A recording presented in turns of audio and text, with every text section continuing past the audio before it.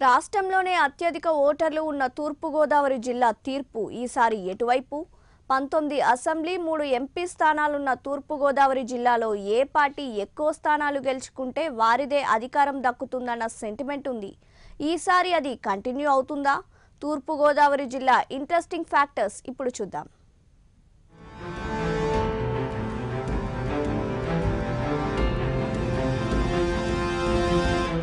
రాష్ట్రంలో అత్యధిక ఓటర్లున్న జిల్లా తూర్పుగోదావరి. 19 అసెంబ్లీ 3 ఎంపీ స్థానాలున్న తూర్పుగోదావరి జిల్లా ప్రతి ఎన్నికలోనూ కీలక తీర్పు ఇస్తూ వచ్చింది.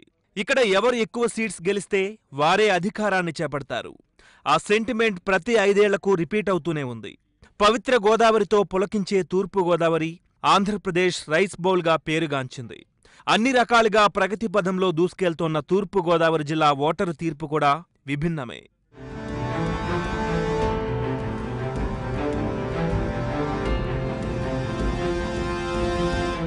2014 ఎన్నికల్లో తెలుగుదేశం పార్టీ తూర్పుగోదావరి జిల్లాలో 12 స్థానాలు గెలుచుకుంది.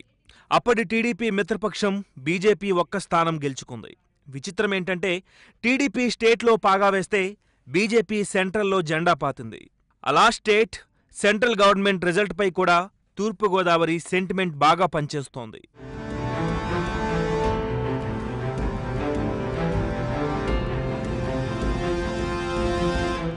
2009 ఎన్నికల్లో తూర్పుగోదావరి ఓటరు కాంగ్రెస్కి పట్టం కట్టాడు. అక్కడ గెలిచిన కాంగ్రెస్ రాష్ట్రం, కేంద్రం 2 చోట్ల గవర్నమెంట్ ఫామ్ చేసింది. అందుకే ఈసారి కూడా పార్టీల చూపులన్నీ తూర్పుగోదావరిపైనే.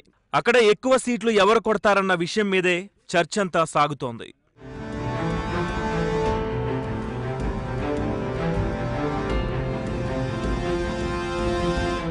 ఈ ఎన్నికల్లో టీడీపీ, వైసీపీలతో పాటు జనసేన కూడా బరిలో ఉంది. గోదావరి తీరాన రాజకీయాలు వేడెక్కాయి. వారికి వారే సామాజిక వర్గ సమీకరణాలతో ఓట్లు లెక్కవేసుకుంటున్నారు. అయితే ఈసారి ఓటరు ఎవరి వైపున్నాడో ఊహించడం కష్టమే. అన్ని పార్టీల్లో ఉత్కంఠ మొదలైంది.